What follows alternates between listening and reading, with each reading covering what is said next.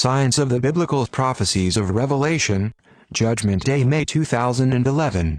As a pretext, it is understood that this information may be easily disregarded for reasons including a lack of time, confliction with current beliefs, or the belief that such a date is far off in the future. As a response, if the hypothesis is correct, then surely it is worth the time to examine this information.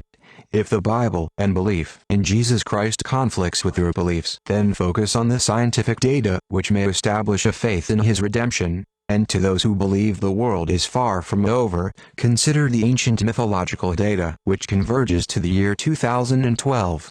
What is Judgment Day? One biblical description of Judgment Day is given in Thessalonians 4, "For the Lord Himself will descend from heaven with a shout, with the voice of an archangel, and with the trumpet of God. And the dead in Christ will rise first. Then we who are alive and remain shall be caught up together with them in the clouds to meet the Lord in the air. And thus we shall always be with the Lord." In this passage, and as most already know, on this day Christ will return to earth to raise the spirit of all believers from the age of man and usher them, with the living, into the kingdom of heaven. Though Jesus Christ, for He proclaimed, "I am the door. If anyone enters by me, he will be saved." John 10.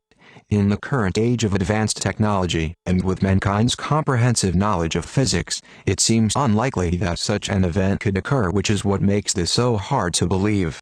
A belief requires a complete faith in the Son of God, Jesus Christ, and in doing so, and following the Lord's commandments, you too may be spared from this coming judgment. What will happen physically on Judgment Day? And they asked him, saying, "Master, but when shall these things be? And what sign will there be when these things shall come to pass?"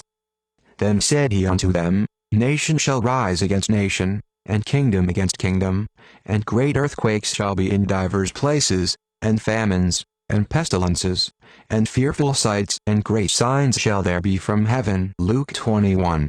On the day of judgment, there will be a massive earthquake unlike any naturally occurring earthquakes of modern times. At this point, it will be evident, even to non-believers, that there is something very strange happening to planet Earth. But what could cause such an event? To answer this question, our focus will be turned to two of the first civilizations of this era, Maya and Sumer. The civilization of Sumer is rarely discussed in detail in schools, even though it was the world's first recorded civilization. Nestled between the Tigris and Euphrates rivers in modern-day Iraq, the Sumerians made many contributions to humanity, which are vital to our lives even today. These breakthroughs include written language, agriculture, written laws, the calendar, and mathematics. The Sumerians also wrote detailed myths of how life began on stone, which are known as the Tablets of Creation. These myths have striking similarities to the book of Genesis.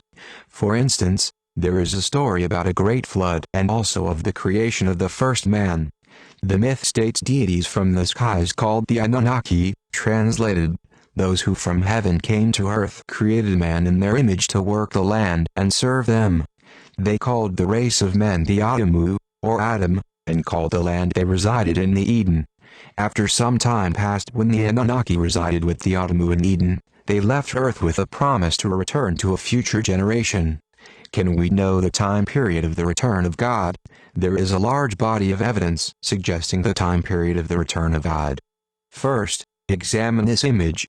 This stone carving from ancient Sumer depicts an Anunnaki sitting on the right. Notice he is much taller than the man on the left, and a picture of our solar system with the sun at the center. Remember, it was believed that Earth was at the center of the solar system until Copernicus and Galileo revealed this thousands of years later. This picture also attempts to show the relative sizes of each planet, but more important to this analysis, there are more than 9 planets shown orbiting the Sun. The most important of these planets was called Nibiru, which brings cataclysm to the solar system periodically. One might ask, where is this planet if it exists? And furthermore, why hasn't NASA released any information? First, it is suspected that Nibiru has a long, 3,600-year elliptical orbit around our Sun, with our solar system nestled inside the edge of the ellipse. There exists a debate on why Nibiru is not visible. One argument is that Nibiru is a brown dwarf star, which burns much cooler than our Sun. A brown dwarf star does not emit visible light but rather longer, infrared wavelength radiation, therefore one would not be able to view it with the naked eye. However, the effects of its approach would be felt here on Earth in terms of global warming climate change, but this will be discussed later. It is also believed that Nibiru will approach our solar system from south of the ecliptic plane. In 2007, NASA built the South Pole Telescope, which was created expressly for the purpose of viewing infrared bodies. Considering both the placement of this telescope at the South Pole and the fact that it observes infrared images raises the suspicion of its true purpose. This desire to track Nibiru was first implemented in this era not by NASA, but by the ancient Maya. The civilization was known for their obsession with space and time. Arguably their greatest legacy and most discussed artifact is the Mayan calendar. As most people are aware, this calendar ends on December 21st, the winter solstice, in the year 2012. What most people do not know is why this date was chosen for the end of an age. Some say that this calendar is based upon the orbit of the second sun, Nibiru, with its arrival dated around the year 2012. The Mayan believed that around this time the Earth would undergo an extinction-level event brought about by the solar system's interaction with Nibiru. Such an event would be in agreement with the biblical view of the end of days, where there will be a great shaking of the earth and roaring of the seas. If this were true, there would be evidence, by now. Absolutely. Less than 30 days from now the entire world will be made aware that something is very wrong with our planet, and life, as we know it, will be changed instantaneously. This event that will wake the world will be twofold. 1. There will be a great earthquake unlike any seen in modern times, and 2. The sky will be filled with lights. Jesus Christ gave these two signs to the apostles when they asked him how they would know the day is genuinely the return of Jesus Christ sent to collect his followers and condemn the sin of the world. Using the knowledge discussed thus far, let's define a new term, which will explain the celestial phenomenon the Earth has already begun. Pole shift. A pole shift describes a theoretical geological phenomenon where the magnetic and geographic poles of the Earth move from their current positions and reset to new locations. There is evidence in polarized rock samples that indicate the poles have shifted in the past. If a pole shift were to occur quickly, waters would sweep over the Earth in massive tsunamis, earthquakes would liquefy the ground, and modern society would be thrust back into a primitive state, assuming there are any survivors. This is why the media releases movies like 2012 which show such events occurring. What causes a pole shift? The key to understanding the polar shift is in Nibiru. The magnetic interactions between our Sun and the Earth's magnetic field are shifted from a static state by the passing of Nibiru. As this massive star passes through the center of our solar system, the Sun will emit huge solar flares and coronal mass ejections that will bombard the Earth with solar winds. The Earth's magnetic field will react to the Sun and Nibiru by shifting its poles to a polarity where it experiences the least magnitude magnetic force between the two solar bodies. This image shows the theoretical distortion of the Earth's magnetic field during a polar shift. There were many signs at the beginning of 2011 that indicated strange activity with the Earth's magnetic field. There were large reports since the beginning of this year of massive bird and fish kills occurring worldwide. Both animals use magnetic receptors in their brains to migrate at certain times of the year. Because of the magnetic pole shift, these animals became very confused and were being pulled in different directions that were not geographic north-south. One might relate by trying to find their way by using a compass spinning out of control instead of pointing north. Because of this anomaly, fish were pulled into colder waters they would normally not migrate to and died off in large quantities, and birds did the same, as well as flying into objects each other in a state of confusion. Have you noticed this strange migration early this year? Migratory birds were tuned north much sooner than springtime this year. I recall one day driving home and seeing a flock of migratory birds, at least 200, clustered in a ball, diving and flailing, which was shocking to witness considering my knowledge of this information. Well, where is the proof of a geological pole shift? The truth is, it's already happened twice since 2010. One might relate the past two pole shifts as the revving of an engine before it starts running strong. On February 27, 2010, Chile experienced an 8.8 magnitude earthquake. The earthquake was so powerful that it shortened the length of the day by 1.26 microseconds and moved the Earth's figure axis by 8 centimeters. The second pole shift occurred on March 11, 2011 off the coast of Japan.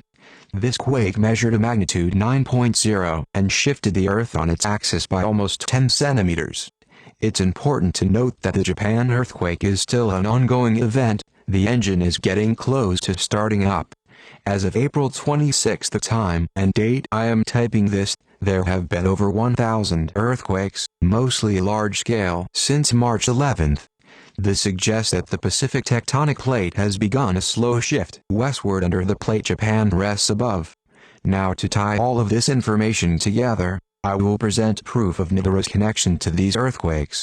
This image was taken from NASA's Jet Propulsion Laboratory, and modeled the trajectory, or projected path, of a recently discovered comet called Elenin, named after the Russian astronomer Leonid Elenin, who discovered it on December 10, 2010.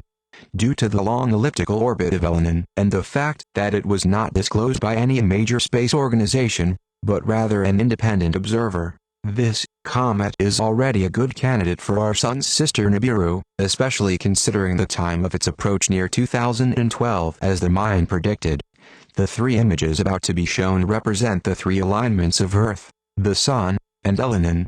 February 27, 2010, September 4, 2010, and March 11, 2011, pictures taken from official NASA JPL website. This image shows the alignment of the Earth, the Sun, and Elenin on February 27, 2010.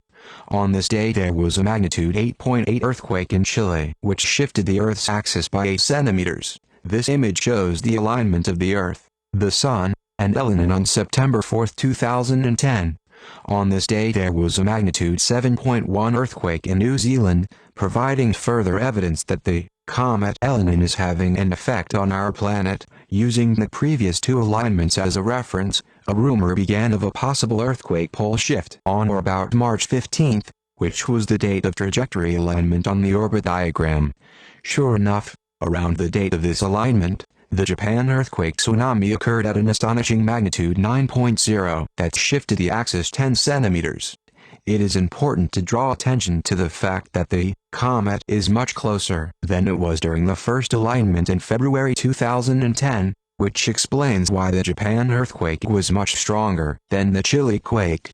Using this trend to predict future events, at this point one might speculate there will be a strange alignment that will occur with the comet on May 21, 2011 that will show proof of an impending earthquake, and this is true to an extent.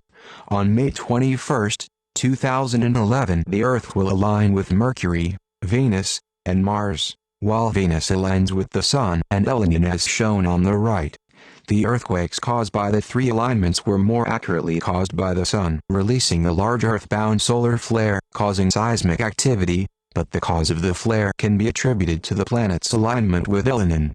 There is much more evidence that suggests there will be a major catastrophic earthquake on this date, but this will be discussed later.